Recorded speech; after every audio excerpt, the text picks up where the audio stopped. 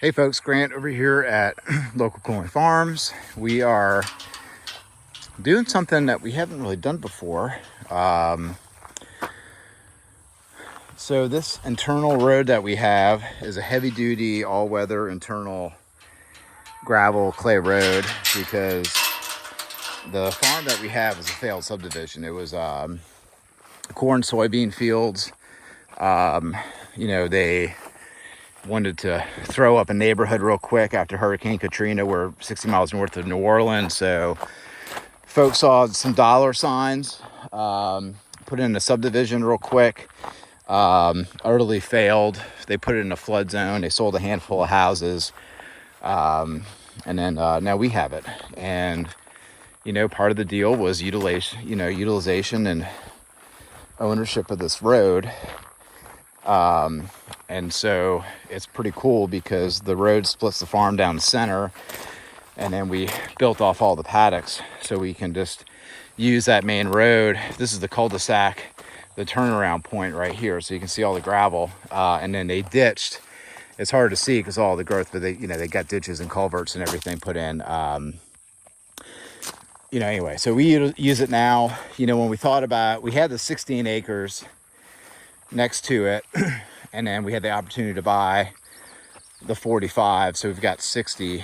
And when we were going back and forth as to whether or not we were going to invest in this property or not because it's low lying, and I was like, well, we could never afford to put in a road like this ever. Like, the road has a higher value than the acreage from a cost of installation and material of clay and aggregate and labor, dozers, track hoes.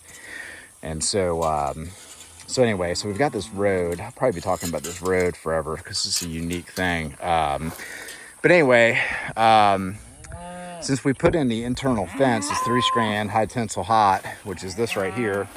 We did wooden end post, inline insulators, timeless fence posts. This is super slick, so we can just step right over this, no problem.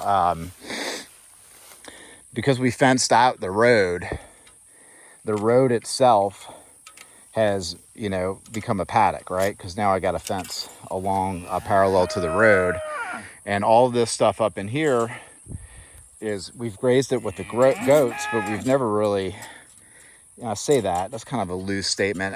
We never really just had a really good opportunity to graze it. So that's what we're doing.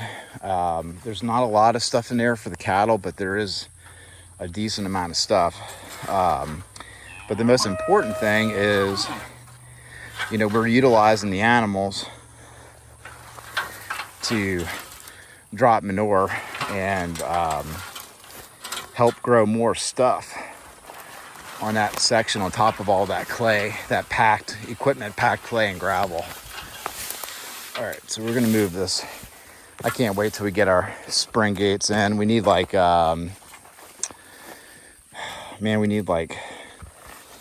40 spring gates or something. Woo-wee! Woo-wee! Woo-wee! Woo-wee! Creeper went through, I think.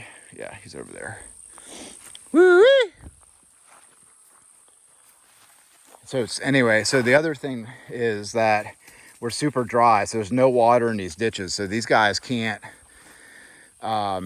mess up the banks of the ditch or anything. And so this is a great time to get the cattle in here to graze. There's Creeper hanging out. All right. Woo-wee! And so there's some bahia there. There's stuff in here for them to graze. That's the vasi grass. So you can see how even that invasive vasi grass they go after. We have a lot of that on the Gulf Coast. They'll eat it, and then you see how stemmy and seedy it is. They won't eat that stem, but when you go back and you bush hog it, all that new growth they're gonna eat. So you can see that there's grass growing in here, and every place where they drop manure, they're just gonna help it out. We're gonna leave this gate open so they know where the water is. And then the other thing that we did to help out is that we did put out some supplemental feed for them. And then the supplemental feed that we use is we are selling grass-fed beef, so we're doing hull and alfalfa because it's okay. That's where a creeper is, right there in that bin. So I put out, you know, a little bit so they can get some nutrients in here while they're in here, and they can actually drop more manure. So the more they intake, the more manure they drop. So I actually want them to take in some feed over here so they drop more manure in this area. But anyway, the feed, the alfalfa and hull that we use, it's like okay by the Grass-Fed Beef Association standards. So if anybody's wondering, we go by those those standards, those protocols.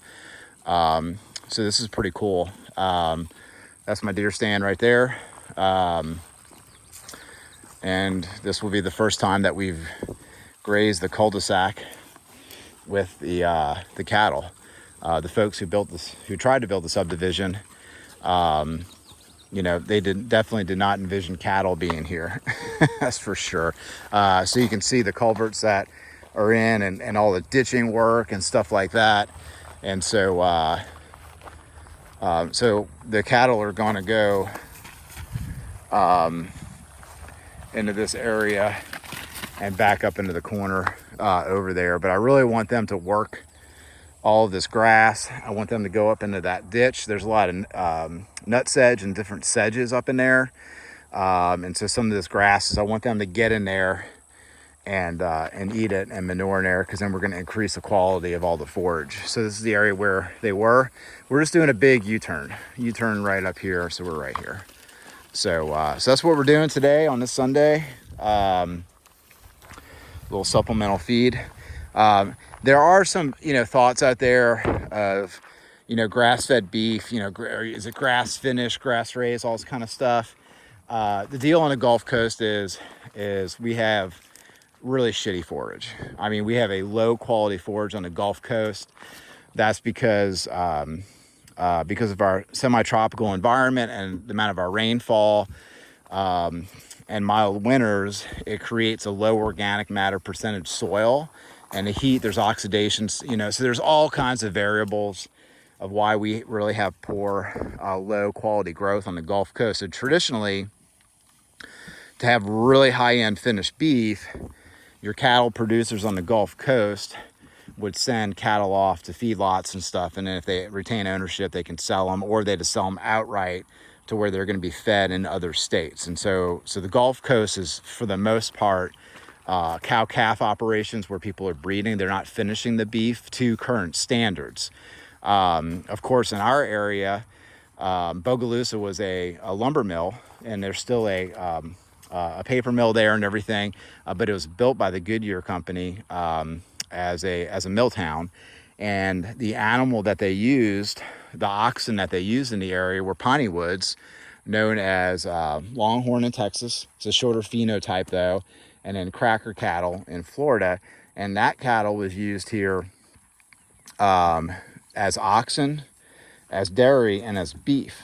And so that beef, you know, people were not being like, oh, it's Wagyu quality. You know, these back then they weren't looking at the marbling of the beef here, right? It was just high quality lean protein. But now with the current customers out there, if you're selling beef retail like what we do, or you want to consume your own beef, and you want a quote unquote well marbled finished beef, doing it on the Gulf Coast, there's some challenges. And so we have to do what our customers tell us to do in some sense. And so in order to guarantee that we have well quality finished beef, we do bring in supplemental feed. And so we see that also as a flow through fertilizer expense as well, because you know, the material has to come from someplace. And so if we're feeding them, it goes back at the back end. Most of that nitrogen from the alfalfa and stuff is retained. So it's going through the animal, it's ended up on the ground, it's feeding the worms, it's feeding the dung beetles, it's growing grass. And so it is a long-term investment for us, but we do have it factored as a outright cost in our beef production though. So if you're just doing cow-calf, and you're supplementing feeding heavy, and you're selling at auction, you're pretty much just a formula to lose money very fast. For us, because we're selling beef retail, we've got that budget in there to be able to do that. So that's my little rant on finished beef on the Gulf Coast, grass-fed, you know, and all that kind of stuff. So you can do grass-fed, and it can come out really shitty to today's consumer demands and today's taste buds and expectations. You can do that on the Gulf Coast, but if you want to have a beef business where you're selling beef, you need to go outside of a strict, you know, grazing grass-fed operation only, unless you've got like hundreds of acres and you've got a generational herd, and you know, you don't have expenses and a mortgage like we do. So if you have I'll rephrase that. So if you have a mortgage on your property, we're in our, you know, Kate's in her late 60s, I'm in my mid 40s, you know, we're still making a living here. And so when we have bills to pay, we've got mortgages, you know, we're trying to make a living, we've got staff, we've got employees. So for us to have a real operational business, we cannot live in a world of idealism or compare ourselves to other areas of the country that have better grass and better quality forage than what we do. That's just the reality. And that's one reason why I wanted to focus on the Gulf Coast on this YouTube channel, is because folks on the East Coast, you know, mid part of the country, fescue belt, you know, higher quality forage areas, you know, they may say they've got great quality forage and there's no need for supplemental feeding. Well, that's just not our case. And so you have to plan by your context, and you can't allow somebody else's opinion based upon where they're located affect you and where you're located in your context. That's just the deal. So that's another little message for y'all today. All right, well, I think that's plenty. The cattle are probably going to be in here for I may leave them in here for about a day or two, just to get some manure in here and get some of this stuff eaten down. And then we're going to run a dummy line through here to create a channel, because I want to shoot them straight through to that tree line, because we've got acreage back over there, and then we're going to graze them over there, and then we're going to bring them to this strip right there, and then we're going to bring them to this strip right here, and then we're going to go out through that gate and then into those subdivided paddocks into that field. So we're planning ahead, and so that's going to take, let's say for argument's sake, they're going to be here for 2 days. The next grid, they're going to be 1, 2, 3 days.